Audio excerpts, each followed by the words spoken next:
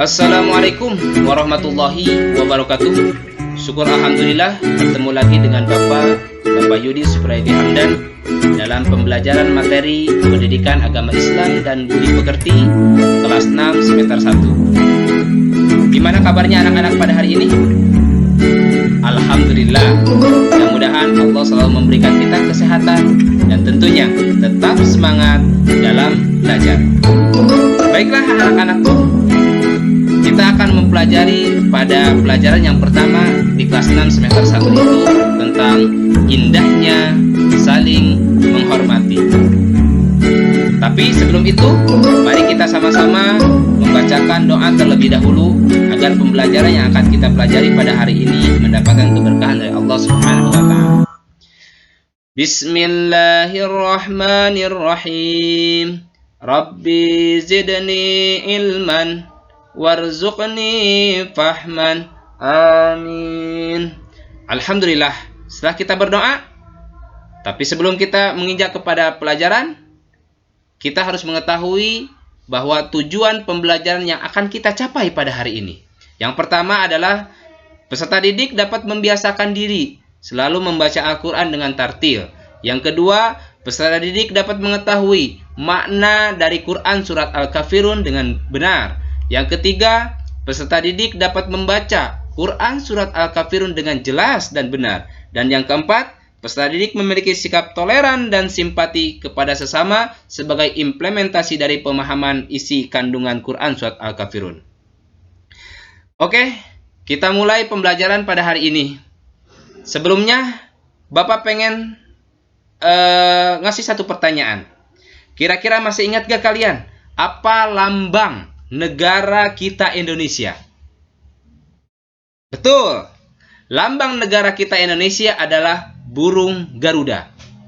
Coba perhatikan di tangannya atau di kakinya burung Garuda itu ada sebuah pita yang bertuliskan Bhinneka Tunggal Ika. Kira-kira anak-anakku, kalian tahu gak apa itu artinya Bhinneka Tunggal Ika? Betul. Bhinneka Tunggal Ika adalah semboyan dari negara kita yang artinya berbeda-beda tetap satu tujuan atau satu jua. Ya.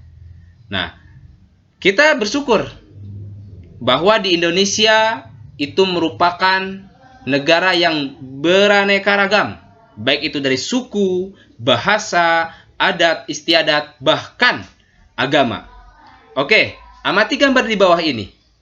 Umat Islam menuju masjid, umat Kristen menuju gereja, umat Hindu menuju pura, umat Buddha menuju wihara, umat Konghucu menuju kelenteng. Alangkah indahnya apabila kita sering menghargai, sering menghormati, mempersilahkan teman kita untuk beribadah dan tanpa saling mengganggu. Meskipun kita saling menghormati, saling menghargai, kita tidak boleh ikut-ikutan beribadah di tempat ibadah agama lain atau mencampur adukan agama. Ini sangat tidak diperbolehkan. Sebagai contoh, misal hari Senin kita berangkat ke masjid, hari Selasa kita berangkat ke gereja, hari Rabu kita berangkat ke pura. Begitupun hari-hari berikutnya kita berangkat ke tempat ibadah agama yang lain. Itu sangat dilarang oleh agama Islam, ya. Hal ini sudah dijelaskan oleh Allah Subhanahu wa taala dalam firman-Nya yaitu surat Al-Kafirun ayat 1 sampai 6. Mari kita sama-sama baca surat Al-Kafirun tersebut. Bismillahirrahmanirrahim. Qul ya ayyuhal kafirun la a'budu ma ta'budun wa la antum 'abiduna ma a'bud wa la ana 'abidum ma 'abadtum wa la antum 'abiduna ma a'bud lakum dinukum waliyadin. Oke. Setelah kita membaca surat Al-Kafirun, kita harus mengenal dulu sekilas tentang Quran surat Al-Kafirun. Oke, yang pertama, surat Al-Kafirun itu berjumlah 6 ayat. Urutan dari surat Al-Kafirun itu adalah surat yang ke-109 dari 114 surat yang ada dalam Al-Quran.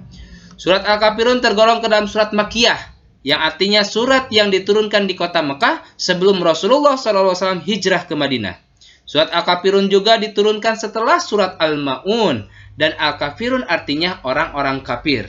Kenapa, Pak, dinamai Al-Kafirun suratnya? Karena diambil dari ayat yang pertama dari surat Al-Kafirun. Qul ya ayyuhal kafirun. Makanya ayat surat Al-Kafirun diambil dari ayat yang pertama dalam surat Al-Kafirun. Oke.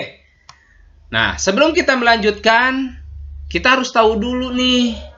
Kita harus mengenal supaya bacaan kita dalam membaca Al-Quran dengan tartil dan benar, terutama dalam surat Al-Kafirun, kita harus mengetahui dulu ada beberapa bacaan atau tanda baca yang ada dalam surat Al-Kafirun yang harus menjadi catatan buat kita. Mungkin Bapak ngambil 2 saja contohnya. Yang pertama adalah mad jaiz munfasil. Mad jaiz munfasil itu apa sih, Pak? Mad atau apabila ada huruf mad yang bertemu dengan huruf hamzah atau alif dalam 2 kalimat, maka dibacanya harus 5 ketukan. Oke, sebagai contoh kita lihat. Ya ayyuha la a'budu wala antum wala ana wala antum. Itu adalah nama bacaan yang termasuk kepada mad jaiz munfasil. Yang kedua, bacaan yang kedua yang harus kita perhatikan adalah ikhfa. Ikhfa artinya samar-samar. Huruf ikhfa itu ada 15. Kenapa disebut ikhfa? Karena ada nun mati atau tanwin bertemu dengan salah satu huruf ikhfa, maka harus dibaca samar-samar. Contohnya dalam surat Al-Kafirun ini ayat 3 dan ayat 5. Antum. Di situ ada huruf nun mati, nun sukun bertemu dengan huruf ta, dan huruf ta adalah salah satu dari huruf ikhfa. Oke, setelah kita mengetahui, setelah kita mengamati tentang bacaan-bacaan dalam surat Al-Kafirun, maka kita sama-sama kita baca kembali surat Al-Kafirun dengan benar dan tartil. Bismillahirrahmanirrahim. Qul ya ayyuhal kafirun. La a'budu ma ta'budun.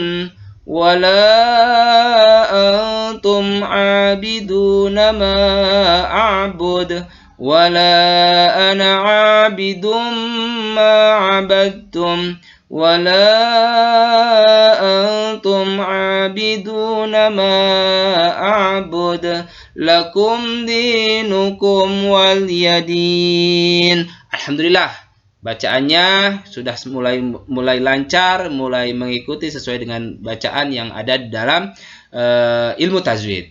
Baik, untuk yang selanjutnya kita harus mengetahui juga isi kandungan dalam surat Al-Kafirun. Ada apa aja sih? Yang pertama, bahwa surat Al-Kafirun itu menerangkan bahwa Nabi Muhammad SAW tidak mau mengikuti tata cara ibadah orang-orang kafir Quraisy pada zamannya. Orang-orang kafir Quraisy dipersilakan ibadah sesuai dengan tata caranya sendiri. Begitupun orang Muslim sesuai dengan tata caranya sendiri. Jadi jangan mencampur adukan. Baik, itulah anak-anakku. Demikian pembelajaran kita kali ini. Jangan lupa untuk selalu mengulang-ulang bacaan surat dari Al-Kafirun supaya kalian lebih lancar dan cepat hafal. Sampai jumpa pada pembelajaran kita pada selanjutnya. Terima kasih. Wassalamualaikum warahmatullahi wabarakatuh.